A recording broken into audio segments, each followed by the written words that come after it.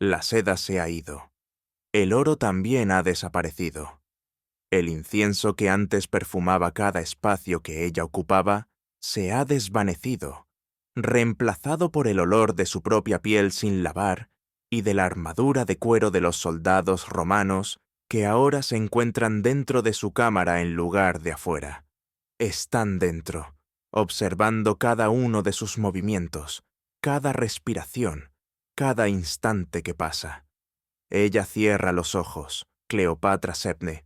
Filopátor tiene 39 años, sentada en una silla de madera que antes pertenecía a un sirviente.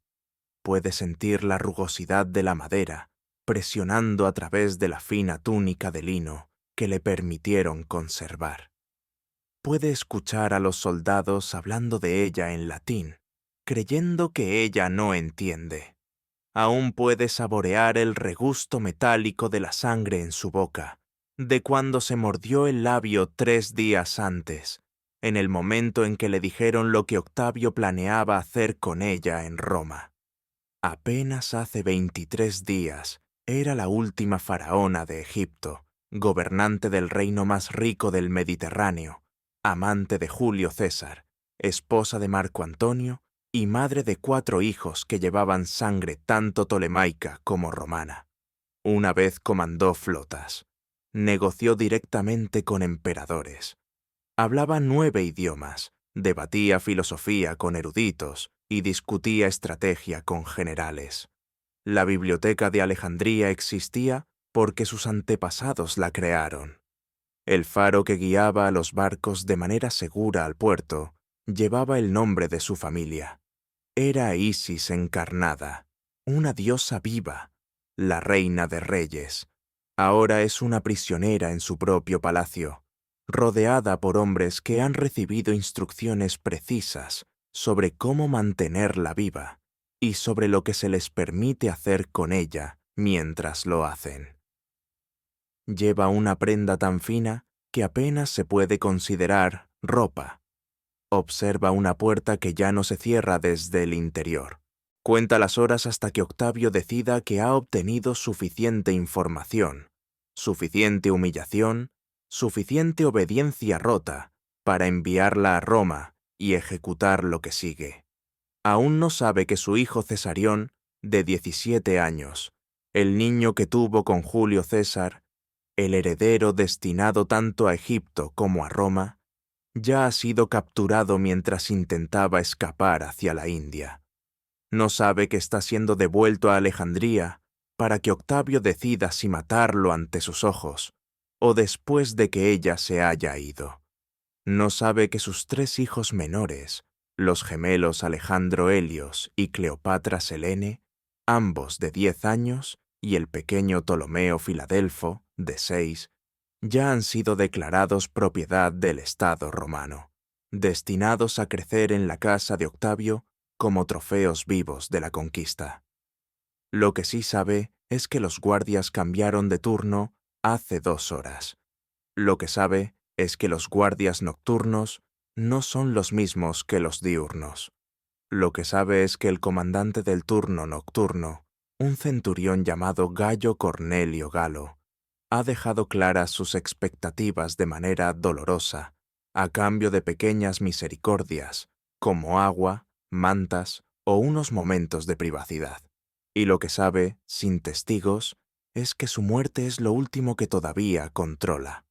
Lo que aún no sabe, lo que estás a punto de descubrir, es que lo que sucedió durante esos últimos 23 días fue peor que cualquier mito romántico admitido, que la serpiente fue un acto de bondad comparado con lo que Octavio había planeado, que la mujer que eligió la muerte no lo hizo por desesperación romántica, sino por un entendimiento frío de que la alternativa era tan insoportable que el olvido resultaba preferible. Lo que estás a punto de escuchar ha sido deliberadamente enterrado durante 2000 años, bajo leyendas románticas que sirvieron a la propaganda romana y más tarde a la fantasía victoriana. Conoces la versión que te enseñaron: la bella reina, la trágica historia de amor, el dramático suicidio, la áspid sobre su pecho. Hollywood te mostró a Elizabeth Taylor, envuelta en oro, hablando de amor eterno, muriendo con gracia sobre sábanas de seda, mientras sonaba música lúgubre. Esta no es esa historia. Esta noche aprenderás lo que realmente le ocurrió a Cleopatra después de la batalla de Actium, la catástrofe naval que destruyó su flota, arruinó su tesorería y la dejó atrapada en Egipto, mientras los administradores romanos ya lo dividían antes de su rendición formal. Aprenderás cómo fue realmente la muerte de Marco Antonio, no el noble suicidio romano de la leyenda, sino un tormento agonizante que duró horas, que Cleopatra se vio obligada a presenciar mientras estaba cubierta de su sangre. Aprenderás lo que significaba ser prisionera de Octavio. Aprenderás lo que hacían los guardias romanos durante los turnos nocturnos. Aprenderás cómo era el interrogatorio cuando los interrogadores sabían que había tesoros escondidos y estaban dispuestos a hacer cualquier cosa para encontrarlos. Aprenderás lo que significaba mantenerse viva no por misericordia, sino porque un cuerpo vivo era más útil para la propaganda que un cadáver. Aprenderás lo que Octavio planeaba hacer con ella en Roma, las cadenas, la degradación pública, la lenta procesión frente a multitudes burlonas, el espectáculo de una diosa viva reducida a propiedad vencida. Comprenderás por qué, cuando Cleopatra conoció todos los detalles de este plan, comenzó a buscar activamente cualquier forma de muerte que sus captores no hubieran previsto. Aprenderás qué fue de sus hijos, qué hizo Roma con el hijo de Julio César, a dónde llevaron a los gemelos, cómo Octavio borró no solo a una reina, sino a toda una línea de sangre, metódica, deliberadamente, como política imperial. Suscríbete si quieres entender lo que los imperios hacen a las mujeres que se atreven a resistirlos. Deja un comentario diciendo: ¿desde dónde del mundo nos ves? Porque Cleopatra está sentada en esa silla de madera ahora mismo, escuchando mientras los guardias deciden qué hacer con ella esta noche, y te voy a contar exactamente qué contuvieron sus últimos 23 días. Lo que los libros de historia limpiaron, lo que las leyendas romantizaron y lo que Roma quiso borrar de la memoria. Pero primero, necesitas entender esto. Esto no es una historia de amor. Esto no es una tragedia en el sentido clásico. Esto es la destrucción sistemática de un ser humano que casualmente era la última barrera para la dominación romana del mundo mediterráneo. Se acercó al estudio de la muerte con la misma meticulosidad y enfoque que había aplicado antes a la filosofía. Un fragmento de un documento conservado en los archivos del Vaticano, copiado de una fuente anterior ahora perdida, registra uno de esos experimentos con detalle preciso y clínico. La reina observó cómo a un prisionero condenado por robo se le administraba cicuta. La ejecución duró 4 horas. La parálisis se extendió desde las extremidades del prisionero hacia el corazón, mientras la conciencia permanecía casi hasta el final. Cleopatra consideró este resultado inaceptable y ordenó que se probaran otras sustancias. Estaba preparando su ruta de escape, la única que Octavio no podría bloquear. Mientras tanto, su aislamiento se profundizaba. Los cortesanos que antes llenaban su palacio comenzaron a desaparecer. Algunos huían a Roma para asegurar sus propias negociaciones. Otros se esfumaban por la noche para evitar presenciar el final. Los sirvientes disminuían en número. Incluso los guardias que alguna vez la protegieron ahora la observaban de manera diferente, calculando a quién deberían favorecer para sobrevivir a la transición al dominio romano. Marco Antonio no notaba nada de esto. Se había retirado a un edificio en el puerto, al que llamaba Timonium, en honor al infame misántropo ateniense que abandonó la sociedad por disgusto. Pasaba los días bebiendo y las noches bebiendo aún más, y en raros momentos de lucidez desataba su ira contra amigos que lo habían traicionado, dioses que lo habían abandonado y el destino mismo. Cleopatra lo visitaba ocasionalmente. Con el tiempo, las visitas se fueron acortando. Había cada vez menos que decir. Un fragmento atribuido a Charmión describe una de esas visitas. La reina fue al Timonium para discutir el aprovisionamiento durante el asedio. Encontró a Antonio insensible por el vino. Se sentó a su lado durante 1 hora, observando su respiración en silencio. Al irse, dijo a Charmión: «Ya está muerto. Su cuerpo simplemente no se ha dado cuenta aún». No regresó durante 12 días. Para cuando las legiones romanas alcanzaron las fronteras de Egipto en el verano del año 30, antes de la era común, Cleopatra gobernaba efectivamente sola, tomando decisiones, dirigiendo defensas y negociando con los enemigos, mientras su esposo se embriagaba hasta el olvido en un edificio diseñado para el aislamiento. Ya estaba sola. El asedio solo haría oficial su soledad. La batalla final por Alejandría no fue, en verdad, ninguna batalla. Cuando las fuerzas de Octavio llegaron a la ciudad el 1 de agosto del año 30, antes de la era común, Antonio se levantó lo suficiente para liderar lo que quedaba de su caballería contra los romanos que avanzaban. Fue un gesto final, un símbolo del orgullo marcial romano de un hombre que alguna vez fue uno de los mayores generales de Roma. La caballería lo abandonó. Algunos se rindieron ante las fuerzas de Octavio. Otros simplemente huyeron. Antonio regresó a Alejandría con solo un puñado de hombres leales, sin haber logrado nada excepto confirmar la desesperanza de su causa. Los barcos restantes de Cleopatra, la última fuerza militar significativa que poseía Egipto, se rindieron sin luchar. Las tripulaciones remaron para encontrarse con la armada romana, saludaron a Octavio y se unieron a sus fuerzas. Generaciones de tradición naval, años de entrenamiento, fortunas gastadas en construir y mantener la flota. Todo desapareció en una sola mañana. Al mediodía, Alejandría estaba indefensa. Al anochecer, las tropas romanas entraban en la ciudad. Al caer la noche, Cleopatra se había retirado a su mausoleo, una enorme estructura de piedra que había construido junto al templo de Isis para albergar su cuerpo por la eternidad, y cerró las puertas desde dentro.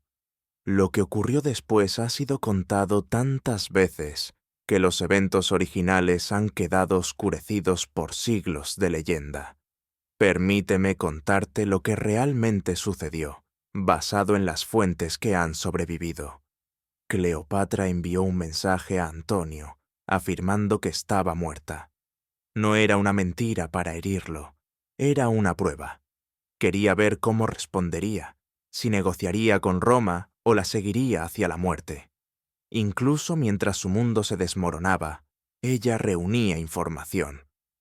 La respuesta de Antonio fue inmediata y decisiva. Sacó su espada y se apuñaló en el abdomen. Pero no murió. La herida era grave, pero no instantáneamente fatal. Había evitado vasos sanguíneos principales, perforado sus intestinos sin dañar algo mortal de inmediato. Sangró mucho, en extremo dolor, pero permaneció con vida. Cuando sus sirvientes lo encontraron, les rogó que terminaran el acto. Ellos se negaron. No podían, psicológicamente, matarlo, sin importar cuán desesperadamente suplicara. Entonces llegó otro mensaje de Cleopatra. No estaba muerta. El primer mensaje había sido una prueba. Ahora necesitaba que Antonio viniera a ella. Fue transportado por la ciudad en una camilla, dejando un rastro de sangre por calles ya llenas de soldados romanos. El recorrido duró aproximadamente 1 hora. Durante esa hora, según múltiples fuentes, Antonio permaneció consciente, hablando con los hombres que lo llevaban, a veces delirando sobre la gloria, la muerte y el destino, otras veces lo suficientemente lúcido para hacer preguntas prácticas sobre lo que ocurría a su alrededor. Llegaron al mausoleo. Las puertas estaban cerradas. Cleopatra se negó a abrirlas, temiendo que los soldados romanos irrumpieran. En cambio, bajó cuerdas desde una ventana superior. Antonio, con los intestinos parcialmente expuestos por su herida abdominal, fue sujetado a las cuerdas y levantado por Cleopatra y sus 2 sirvientas restantes, Charmión e Iris. Los relatos del evento, provenientes de múltiples testigos, coinciden estrechamente, lo que sugiere un alto grado de exactitud. La reina tiraba de las cuerdas con sus propias manos, los brazos temblando por el esfuerzo, el rostro contraído por la tensión y el dolor. El imperator estaba pesado con su propia sangre. El proceso de levantarlo tomó varios minutos, durante los cuales gemía y se aferraba a ella, llamándola por su nombre repetidamente. Cuando finalmente fue elevado por la ventana, ella lo presionó contra su pecho, cubierta de su sangre, llamándolo esposo, señor, emperador. Estaba vivo al entrar en la habitación, aunque apenas. Le habló, pero los relatos posteriores no aclaran sus palabras exactas. Pidió vino. Ella se lo entregó. Falleció en sus brazos aproximadamente 1 hora después de haber sido traído adentro. La reina no lo soltó durante muchas horas tras su muerte. Cuando finalmente lo apartaron de su lado, sus ropas estaban endurecidas por la sangre seca de él. Este es el relato verdadero de la muerte de Marco Antonio, no el legendario suicidio heroico romano. Una herida autoinfligida mal ejecutada, un trayecto pesadillesco a través de una ciudad conquistada, un agotador ascenso por la pared de un edificio, seguido de 1 hora de sangrado lento en los brazos de una mujer que estaba a punto de convertirse en prisionera ella misma. La ropa de Cleopatra permaneció empapada con la sangre de Antonio cuando los romanos entraron al mausoleo la mañana siguiente. Todavía la llevaba puesta cuando los guardias de Octavio tomaron control de ella. Continuó usándola 3 días después, cuando finalmente comprendió lo que Octavio planeaba. El mausoleo nunca había sido pensado para los vivos. Estaba destinado a la muerte, para preservar el cuerpo momificado de Cleopatra por la eternidad, rodeado de tesoros y reliquias para el más allá. Las paredes eran de piedra gruesa, el aire pesado y estancado, y la única luz entraba por ventanas altas diseñadas para disuadir a los ladrones de tumbas. Durante 3 días, Cleopatra permaneció en ese espacio, junto al cadáver de Antonio, negándose a salir y negándose a permitir la entrada de los romanos. Tenía consigo el veneno que había estado preparando durante meses, un pequeño frasco con una mezcla cuidadosamente probada, capaz de matar en minutos sin causar un dolor significativo. Estaba preparada para usarlo. Según los relatos fragmentarios que han sobrevivido, en realidad estaba llevando el frasco a sus labios cuando los romanos finalmente forzaron la entrada. El hombre que la detuvo fue Cayo Proculeyo, un oficial de confianza de Octavio, enviado por su habilidad en diplomacia. Entró por la misma ventana superior por la que había sido traído Antonio, acompañado de 2 soldados. Llegó hasta Cleopatra antes de que pudiera ingerir el veneno, la sujetó por las muñecas y la sostuvo mientras los soldados le arrebataban el frasco. «Te privarás de una gran oportunidad de triunfo», le dijo Cleopatra, según se informa, «y negarás a César la oportunidad de demostrar clemencia». Proculeyo no respondió. Simplemente la sostuvo por las muñecas hasta que llegaron más soldados.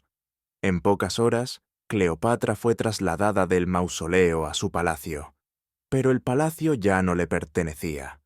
Guardias romanos fueron apostados en cada puerta. Los administradores catalogaron sus pertenencias. Soldados ocuparon cada pasillo, cámara y jardín que alguna vez había sido su dominio privado. El palacio que había sido el centro del poder tolemaico durante 3 siglos se convirtió ahora en prisión. Cleopatra se convirtió en su prisionera más valiosa. Su primer encuentro con Octavio tuvo lugar 3 días después de su captura. Los relatos difieren en los detalles, pero coinciden en lo esencial. A Cleopatra se le permitió bañarse y cambiarse de ropa. Las prendas endurecidas por la sangre finalmente fueron retiradas y reemplazadas por lino limpio. Sin embargo, se le negó el uso de cosméticos, joyas o cualquier adorno que pudiera hacerla parecer una reina.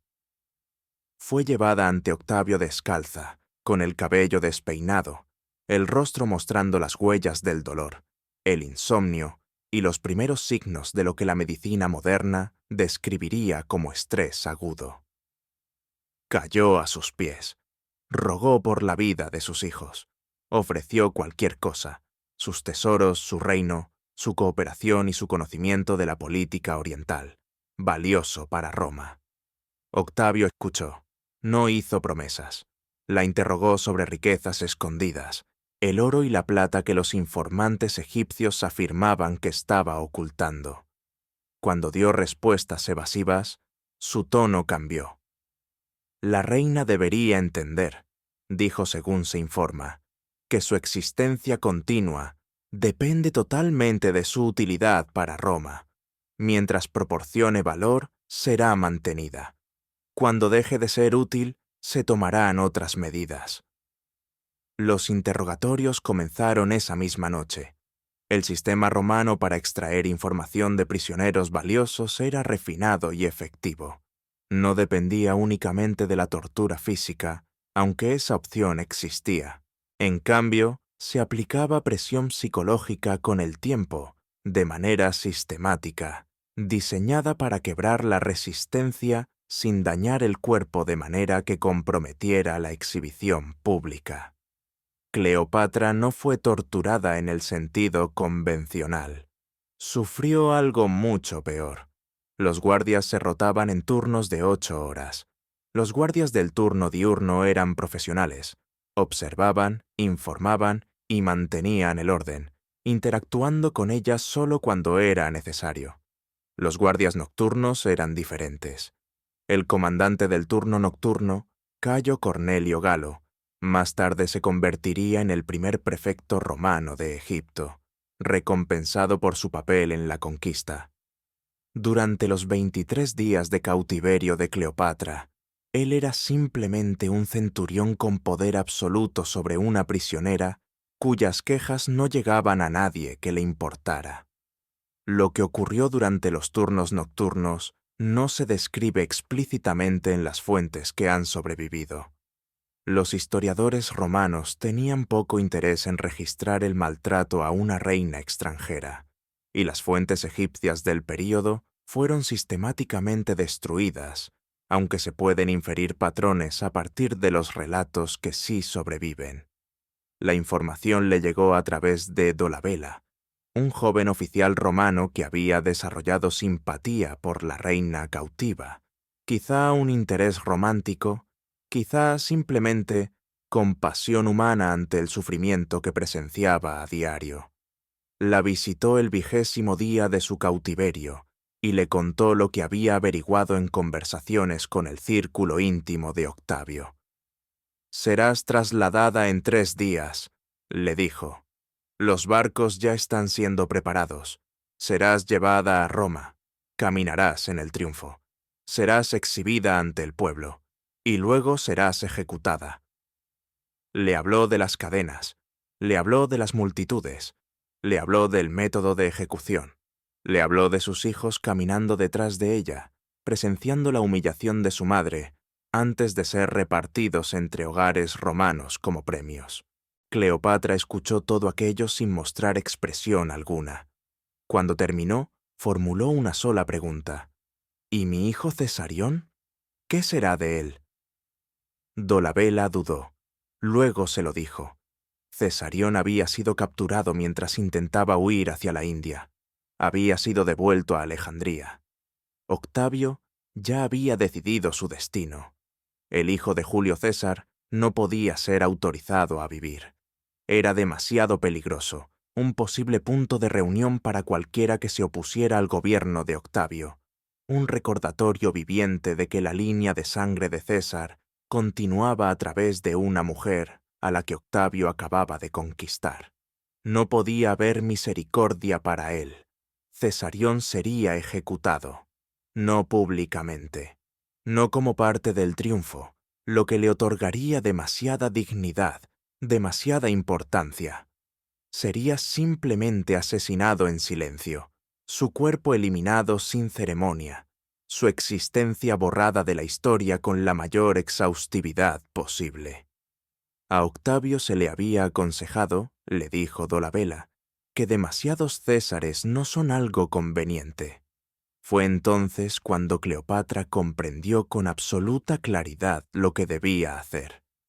Los relatos románticos quieren hacer creer que Cleopatra eligió la muerte por el dolor causado por Antonio, que perder a su amante volvió la vida insoportable, que murió por amor, según la tradición clásica de las heroínas trágicas. Eso no fue lo que ocurrió. Cleopatra eligió la muerte porque había hecho los cálculos, y la muerte era el único resultado aceptable que quedaba. Si vivía, sería trasladada a Roma. Sería paseada por las calles encadenada. Sería exhibida ante multitudes que la ridiculizarían y la humillarían. Sería estrangulada en una celda mientras Octavio celebraba sobre ella. Su cuerpo sería mostrado como trofeo y luego descartado. Sus hijos verían todo aquello. Su hija, Cleopatra Selene, de 10 años, vería a su madre degradada y asesinada. Sus hijos lo verían, cargarían con esas imágenes durante el resto de sus vidas, vidas que pasarían como cautivos en hogares romanos, criados por los enemigos de sus padres, sus identidades borradas, su herencia negada. Si ella moría ahora, antes del traslado, varias cosas cambiarían. Octavio sería privado de su trofeo más valioso. El triunfo seguiría adelante, pero sin la pieza central que había planeado. El valor propagandístico de exhibir a Cleopatra encadenada se perdería. Su muerte pasaría a formar parte de su leyenda, en lugar de su humillación. Sería recordada como la reina que eligió su propio final antes que someterse a la dominación romana. Sus hijos aún podrían enfrentar dificultades, pero no tendrían que presenciar la degradación de su madre. No cargarían con esas imágenes. Tal vez, con algo de suerte, serían tratados con cierta dignidad como descendientes de una casa real, y no como los hijos de una cautiva públicamente humillada. Y ella escaparía. Escaparía de las noches con los guardias. Escaparía de los interrogatorios. Escaparía de las cadenas, de las multitudes y de las manos estranguladoras del verdugo. Escaparía de todo ello, de manera permanente e irrevocable. La única pregunta era ¿cómo?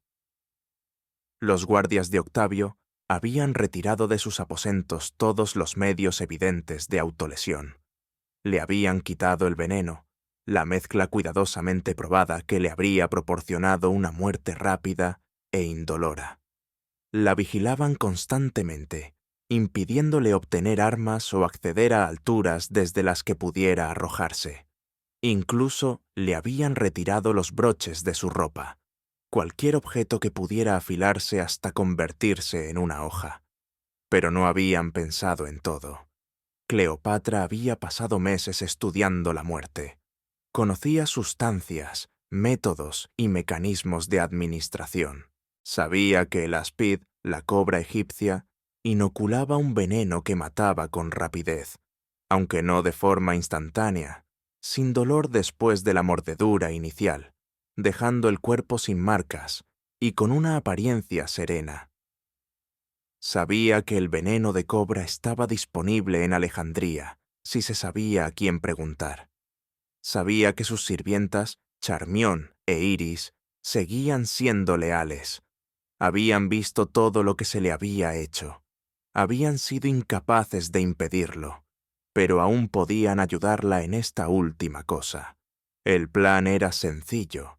Enviaría un mensaje a Octavio solicitando permiso para hacer ofrendas en la tumba de Antonio, algo que había sido permitido pese a su muerte. Esto requeriría guardias, por supuesto, pero también establecería que ella estaba resignada a su destino, cooperativa, que ya no representaba una amenaza que exigiera máxima vigilancia. A su regreso de la tumba, pediría una comida. La comida sería entregada en una cesta, como era costumbre. Oculta en la cesta, bajo higos, flores o cualquier otro contenido inocente que sus sirvientas pudieran disponer, estaría la cobra. Los guardias no revisarían la cesta con cuidado, porque no estarían buscando serpientes. ¿Quién pensaría en serpientes? ¿Quién imaginaría que una prisionera introduciría deliberadamente una víbora mortal en sus propios aposentos? Era elegante. Era simple. A Cleopatra se le negó el sueño. Los guardias tenían instrucciones de despertarla cada vez que empezara Yalá a quedarse dormida, usando ruido, luz o intervención física directa. La privación del sueño es una de las herramientas más efectivas para provocar un colapso psicológico en cuestión de días. El sujeto comienza a experimentar alucinaciones, juicio deteriorado, inestabilidad emocional y un desgaste gradual de la resistencia. Se le negó la privacidad. Los guardias la observaban constantemente, incluso durante momentos íntimos como bañarse, usar el retrete o cambiarse de ropa. Esta supervisión constante era más que mera observación. Su propósito era despojarla de su sentido de sí misma, recordarle continuamente que no tenía control sobre su propio cuerpo ni sobre su entorno. Se le negó la dignidad. Pequeñas humillaciones eran deliberadas, comida servida en el suelo en lugar de en la mesa, agua proporcionada en cantidades insuficientes para calmar la sed, solicitudes ignoradas o comprendidas deliberadamente de manera errónea. No se trataba de actos de crueldad aleatorios, eran degradaciones sistemáticas, diseñadas para erosionar su percepción de sí misma como persona merecedora de respeto. Y estaban los caballeros. Un fragmento de una fuente que ya no sobrevive, citado por un historiador árabe medieval que tuvo acceso a los archivos alejandrinos antes de su destrucción, describe la disposición de manera clínica. A los guardias romanos se les permitía acceder a la reina durante las horas oscuras, siempre que no quedaran marcas visibles. El centurión galo reclamó este privilegio primero para sí mismo, y luego lo asignó a sus subordinados favoritos. Las protestas de la reina fueron ignoradas. Su estatus de prisionera eliminaba todas las protecciones normalmente otorgadas a mujeres de rango. Esto es lo que las fuentes modernas llamarían eufemísticamente los sufrimientos nocturnos de la reina. Esto es a lo que aluden los registros romanos cuando mencionan su cautiverio. Esto es lo que Cleopatra soportó mientras Octavio planeaba sistemáticamente su traslado a Roma. Después de la primera semana, según fragmentos que han sobrevivido, Cleopatra dejó de resistirse. Después de la segunda semana, dejó de reaccionar por completo. Había aprendido lo que los supervivientes de abusos sostenidos entienden. La disociación es la única defensa cuando la resistencia física es imposible. La sirvienta Charmión, autorizada a permanecer junto a su reina durante todo el cautiverio, dejó fragmentos luego citados por historiadores. La reina ya no es la reina. Se sienta donde la colocan. Come lo que le dan. No habla a menos que le hablen. Sus ojos están abiertos, pero no está presente detrás de ellos. Cuando pronuncian su nombre, no responde. Cuando tocan su mano, no la siente. Se ha ido a otro lugar, dentro de sí misma, a un sitio inalcanzable, pero no se sabe si podrá regresar alguna vez. Este era el estado de Cleopatra cuando supo lo que Octavio planeaba para ella en Roma. Los triunfos romanos eran los espectáculos más elaborados del mundo antiguo. Cuando un general romano lograba una victoria significativa, el Senado podía otorgarle un triunfo, un desfile ceremonial por Roma que duraba días, mostrando al pueblo los despojos de la conquista. Cada elemento estaba diseñado para exhibir el poder romano y la humillación del enemigo. Primero venían los despojos, carro tras carro de oro, plata, gemas, armas capturadas, animales exóticos, todo lo que demostrara la riqueza arrebatada por Roma. Pinturas y maquetas representaban territorios conquistados, batallas victoriosas, ciudades caídas. Luego venían los prisioneros. Los cautivos comunes caminaban encadenados, destinados a los mercados de esclavos o a la ejecución tras el desfile. La nobleza y la realeza se exhibía por separado, vestidos con sus mejores galas o a veces desnudos para enfatizar su caída. El propio general cerraba el desfile, montado en un carro dorado, vestido de púrpura ceremonial, coronado con laureles, recibiendo la adoración de las multitudes que bordeaban la ruta. Para la realeza derrotada, el triunfo solía ser la última aparición pública antes de la ejecución. Tras ser paseados por Roma, reyes y reinas extranjeros eran típicamente estrangulados en el Tullianum, una prisión al pie del Capitolio, mientras el general era coronado en la cima para sacrificar a Júpiter. Octavio tenía un plan específico para Cleopatra. Sería la pieza central de su triunfo. El trofeo más grande de su conquista, la prueba de que había tenido éxito donde Julio César solo había vacilado y Marco Antonio había fracasado por completo. Sería exhibida en cadenas, vestida como la reina extranjera que Roma finalmente había conquistado, obligada a recorrer toda la ruta del desfile mientras los ciudadanos se burlaban y lanzaban desperdicios. Sus hijos la seguirían. Los gemelos, Cleopatra Selene y Alejandro Helios, serían mostrados como realeza capturada, hijos de Antonio, prueba viviente de la victoria de Roma sobre ambos padres. El pequeño Ptolomeo Filadelfo también caminaría, demasiado joven para entender, confundido y asustado por las multitudes. Se llevarían efigies de Cleopatra, representándola de formas humillantes. Una serpiente, una ramera, una seductora que había engañado a los romanos. Las pinturas propagandísticas mostrarían la batalla de Accio, representando a Cleopatra huyendo cobardemente, mientras los valientes soldados romanos luchaban y morían. Al final del desfile, Cleopatra sería llevada al Tullianum y estrangulada mientras Octavio ascendía al Capitolio para sacrificar a Júpiter. Su cuerpo sería exhibido públicamente como prueba de que la amenaza de Egipto había terminado, y luego eliminado sin honor.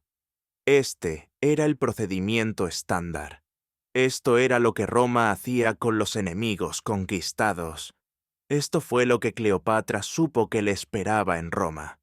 La información le llegó a través de Dolabella, un joven oficial romano que había empezado a sentir simpatía por la reina prisionera.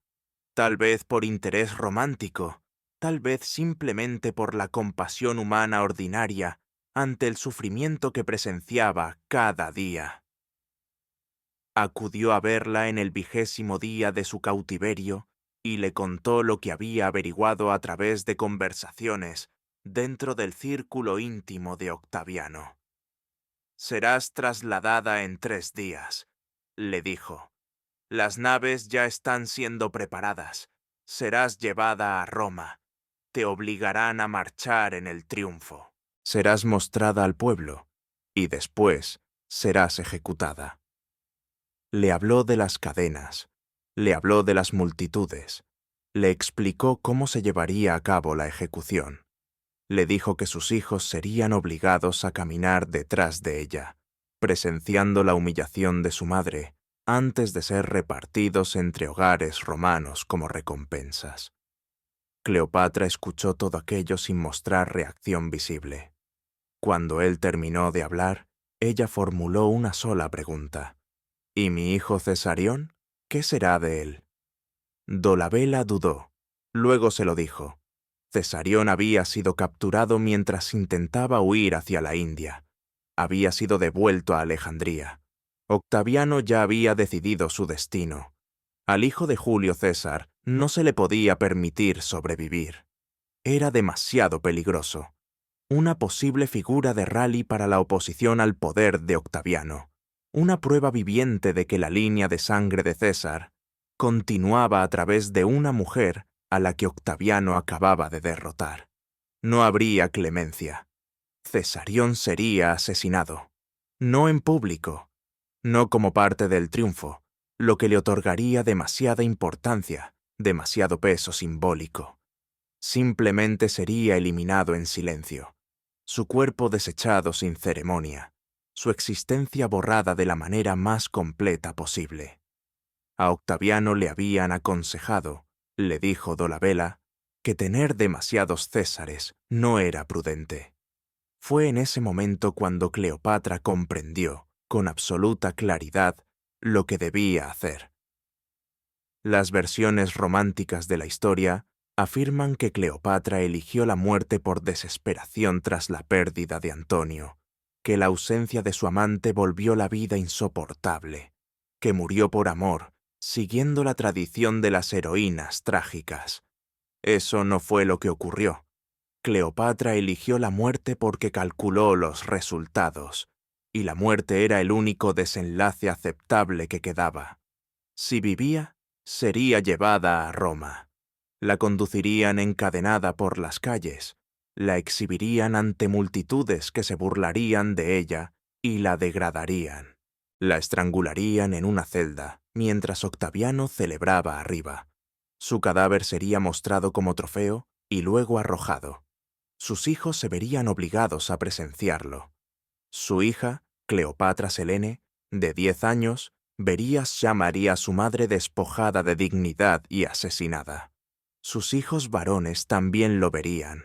Cargarían con esos recuerdos el resto de sus vidas, vidas pasadas como cautivos en hogares romanos, criados por los enemigos de sus padres, sus identidades borradas, su herencia negada.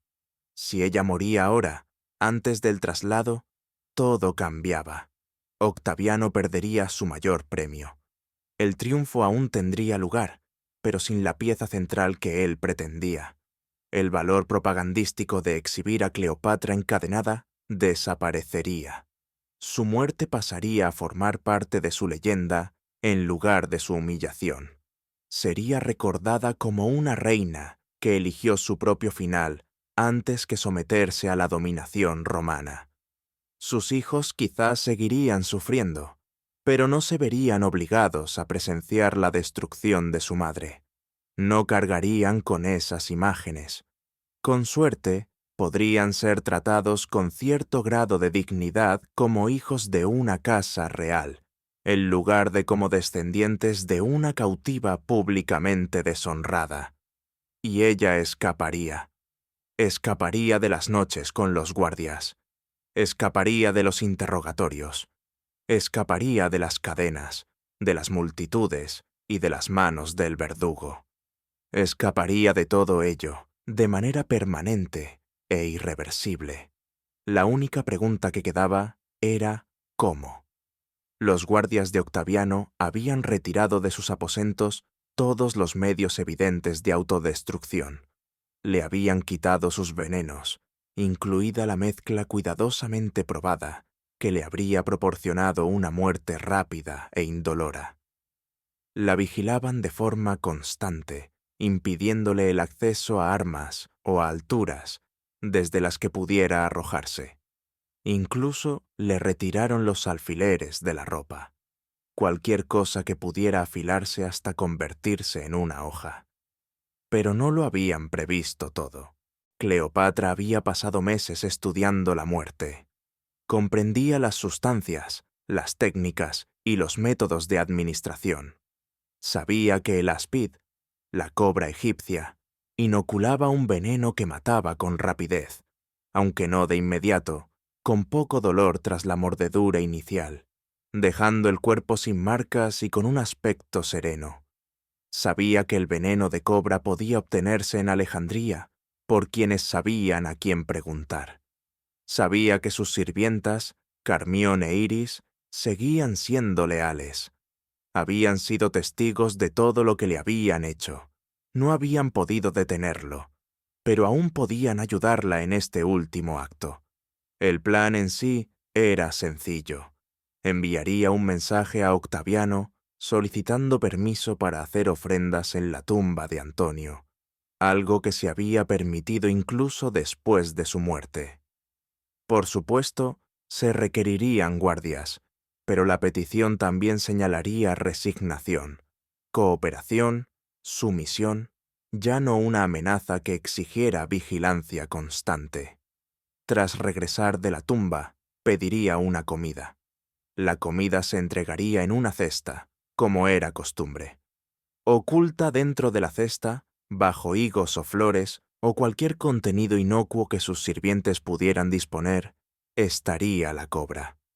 Los guardias no registrarían la cesta con detenimiento, porque no esperarían encontrar una serpiente.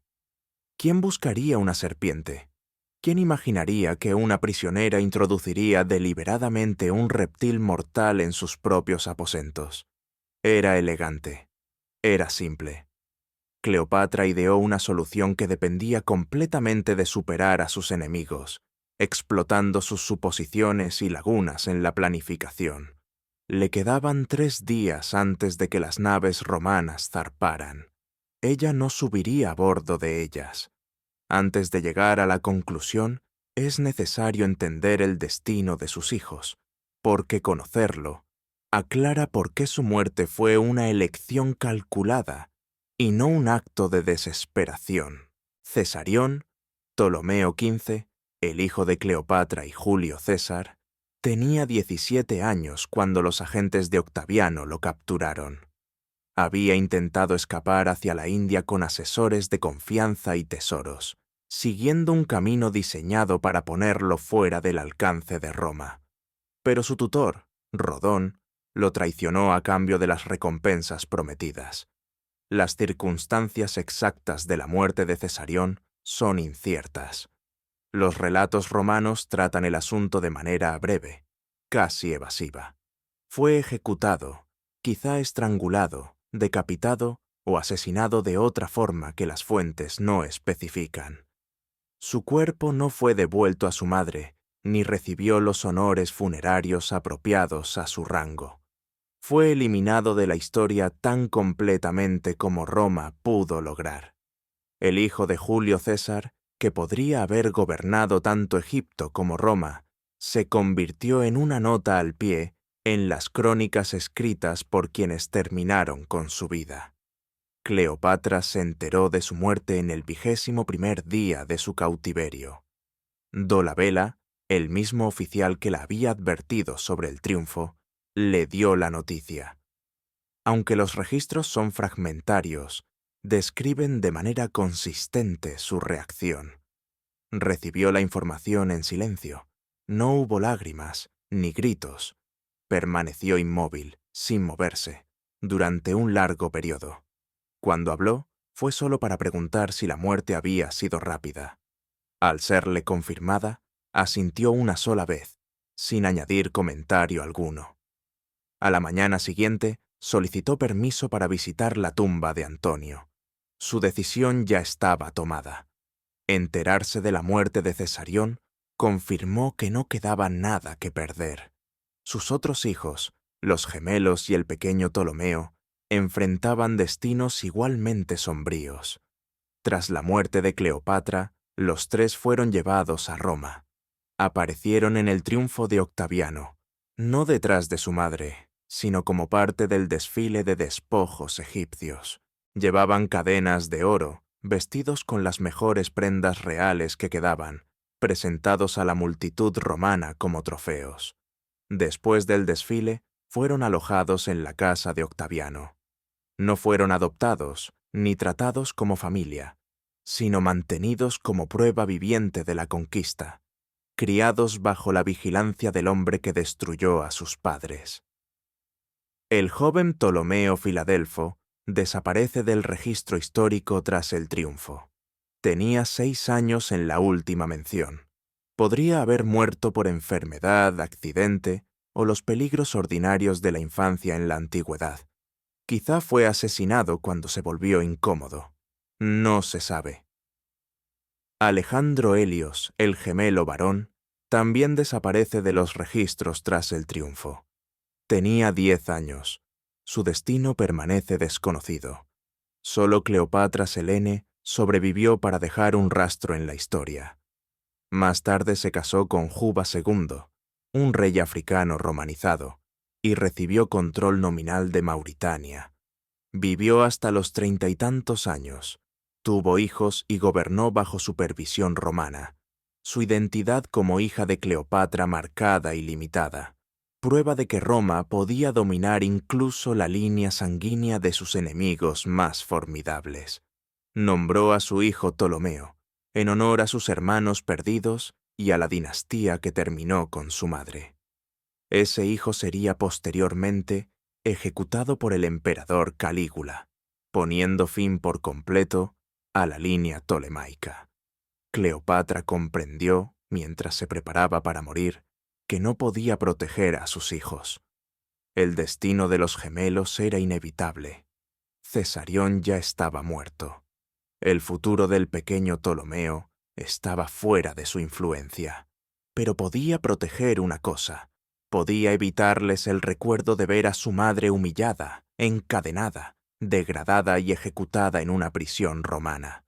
Podía proporcionar una muerte que fuera desafiante, no vergonzosa. Una reina que elegía su propio fin en lugar de someterse. Era el último regalo que podía dar. En la mañana del 12 de agosto, 30 años antes de la era común, Cleopatra solicitó visitar la tumba de Antonio. Se le concedió permiso. Fue escoltada hasta el mausoleo donde se había preparado el cuerpo de Antonio. Ahora exhibido al estilo romano en lugar del egipcio, su cuerpo dispuesto en lugar de momificado, conservado con cera y ungüentos, para retrasar la descomposición. Permaneció en la tumba aproximadamente 1 hora. Los guardias se mantenían a distancia, lo suficientemente cerca para prevenir la fuga, lo suficientemente lejos para mantener la ilusión de privacidad. La observaron llorar, hablar con el cuerpo, colocar flores y hacer ofrendas. No se dieron cuenta de que estaba despidiéndose, ni de que ya había decidido no regresar jamás. Al volver a sus aposentos, se bañó. Esto era inusual. No había solicitado un baño en días. No era sospechoso. Tal vez estaba aceptando su destino. Tal vez se preparaba para el viaje a Roma. Se vistió con su mejor vestido de lino restante, no con la vestimenta real que le había sido confiscada. Solicitó que le trajeran comida. La cesta llegó a primeras horas de la tarde. La mayoría de las fuentes dicen que contenía higos, aunque otras mencionan flores o uvas. Los guardias la examinaron de manera superficial. Buscaron armas, veneno u otros implementos de autolesión. No esperaban encontrar la pequeña cobra oculta bajo la fruta. Lo que siguió no fue presenciado directamente. Los guardias permanecieron afuera. Cuando finalmente entraron, ya había terminado. Los relatos que han sobrevivido describen lo que descubrieron cuando finalmente se abrió la puerta de la cámara. La reina yacía sobre un diván dorado, dispuesta como si durmiera, vestida para una apariencia ceremonial. Eros, uno de sus asistentes, yacía muerto a sus pies. Charmión, apenas aferrándose a la vida, ajustaba la corona sobre la cabeza de Cleopatra. Un guardia preguntó si estaba hecho correctamente. Charmión respondió: «Es muy apropiado para una princesa descendiente de tantos reyes». Luego ella también colapsó, muriendo junto a su reina. La imagen romántica sitúa a la cobra sobre el pecho de Cleopatra, creando un tabló teatral. En realidad, la ubicación de la serpiente probablemente era diferente. Los manejadores usualmente la colocaban a lo largo de un brazo o mano, permitiendo que ocurriera la mordida, y luego restringiéndola. La serpiente misma nunca fue recuperada.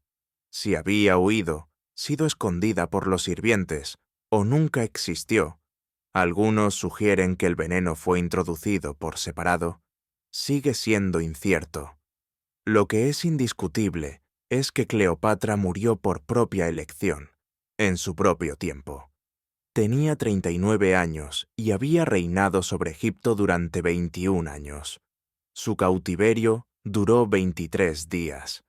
Cuando Octaviano recibió la noticia, se dice que lamentó la pérdida de su mayor trofeo, pero también expresó, ya fuera genuinamente o de manera teatral, admiración por la manera de su fallecimiento. «Será enterrada junto a Antonio», decretó. «Se lo ha ganado». Un extraño tributo del hombre que la había conquistado, pero un reconocimiento. Cleopatra había reclamado la victoria final. Le había negado el triunfo que buscaba. Había mantenido el control sobre lo único que aún estaba en su poder. Cleopatra había dictado su propio final.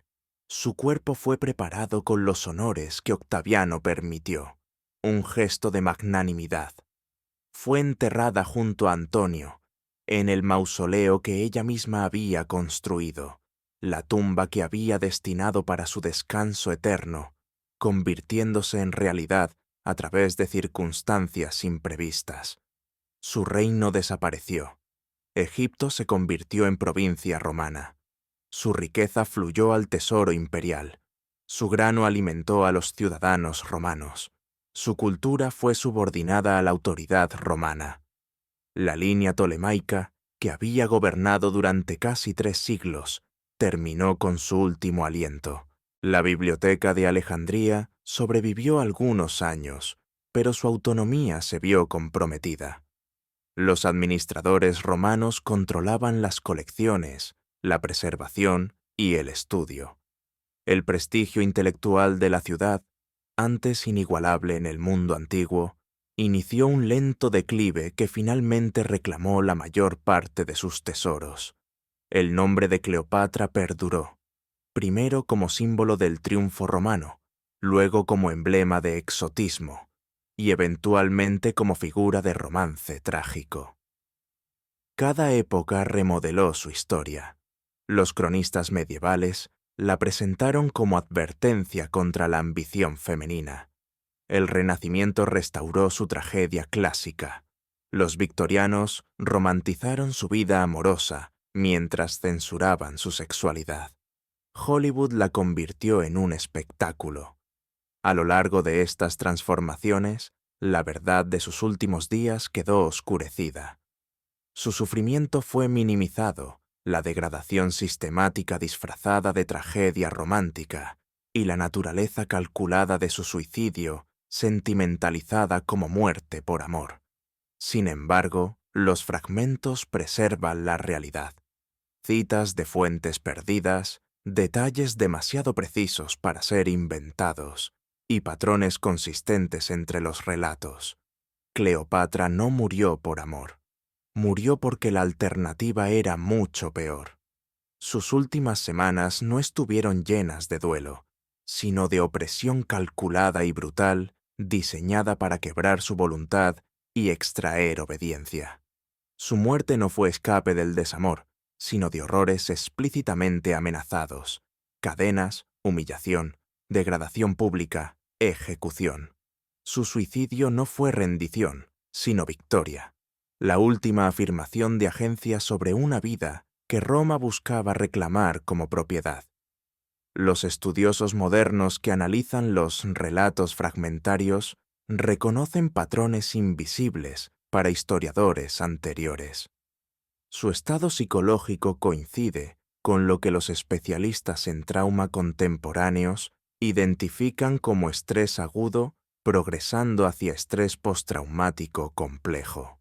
La descripción de Charmion de una reina, ya no presente detrás de sus ojos, se alinea con la disociación documentada en supervivientes de agresión sostenida.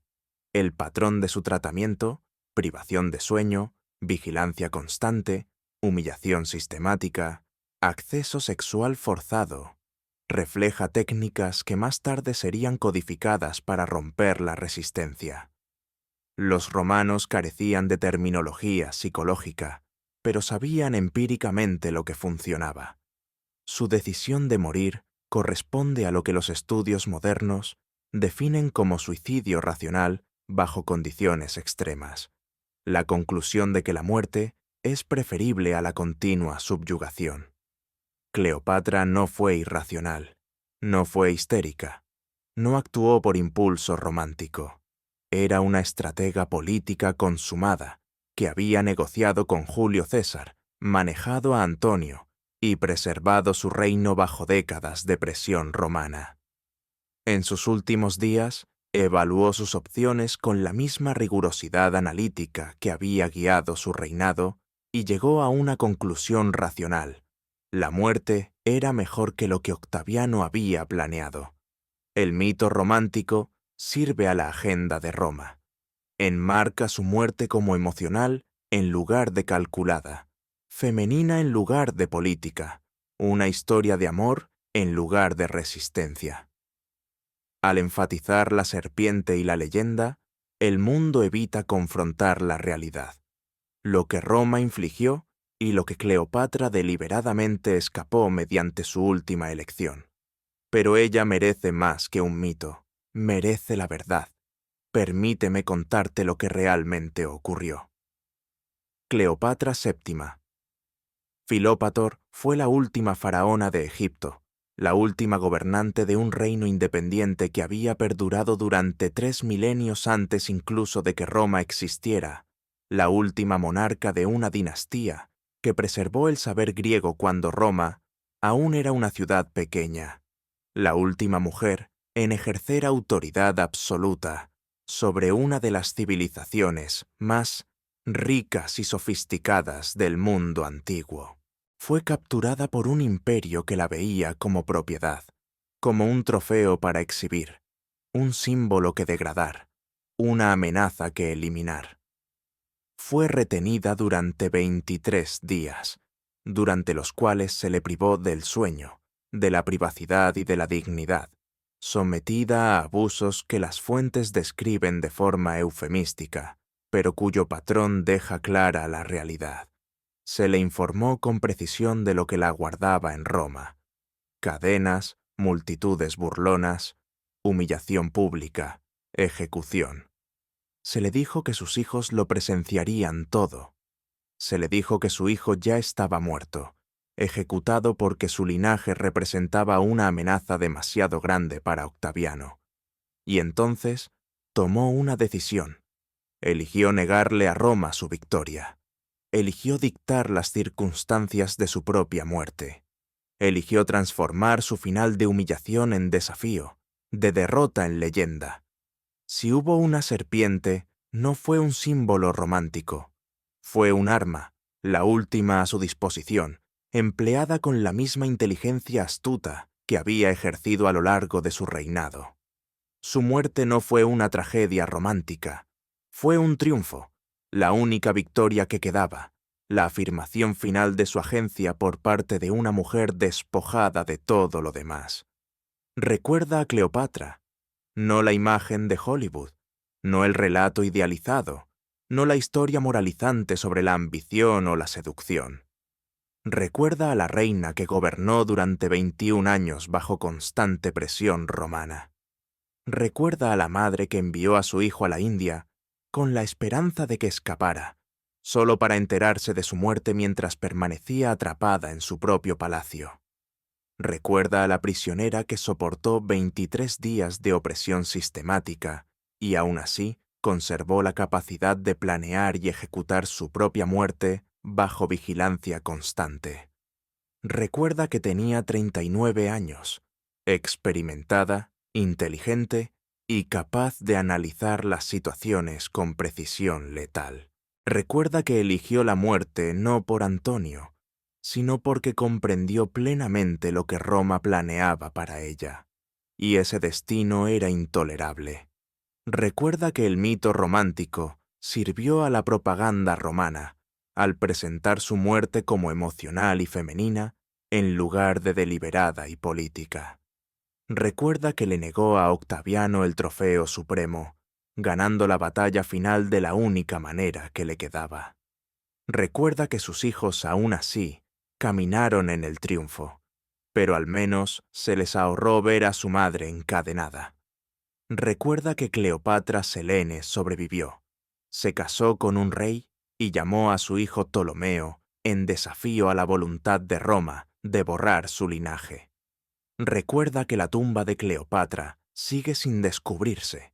Quizá aún repose bajo las arenas de Alejandría o las aguas de su puerto, oculta al imperio que intentó apropiarse incluso de su muerte. Por Cesarión, de 17 años, hijo de Julio César y Cleopatra, ejecutado porque su linaje fue considerado demasiado peligroso. Por Alejandro Helios y Ptolomeo Filadelfo, de 16 años, que desaparecieron de la historia tras ser exhibidos en el desfile de Octaviano, con sus destinos borrados. Por Cleopatra Selene, que sobrevivió bajo las condiciones de Roma, cuyo hijo sería más tarde asesinado por Calígula, poniendo fin por completo a la línea tolemaica. Por Charmión e Iris, sirvientas que eligieron morir junto a su reina antes que vivir para servir a los romanos, cuyo último acto fue colocar la corona para que Cleopatra fuera hallada regia.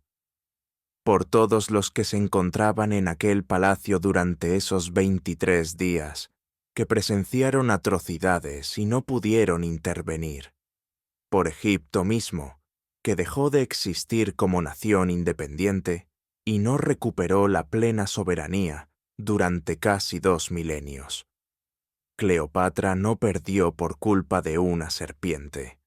No perdió por una pasión romántica. No fracasó por fragilidad femenina, ni por atractivo exótico, ni por ninguna de las otras explicaciones ofrecidas por la propaganda romana o por relatos románticos posteriores. Perdió frente a Roma, frente a un imperio cuya supremacía militar y política devoró el Mediterráneo, llegando a controlar desde Britania hasta Mesopotamia. Roma pretendía su reino como provincia y su persona como trofeo. Pero en su acto final, ella les negó el triunfo total. Eligió su propia muerte. Controló la forma de su partida. Transformó su historia de humillación en desafío. Y por eso su nombre perdura 2000 años después.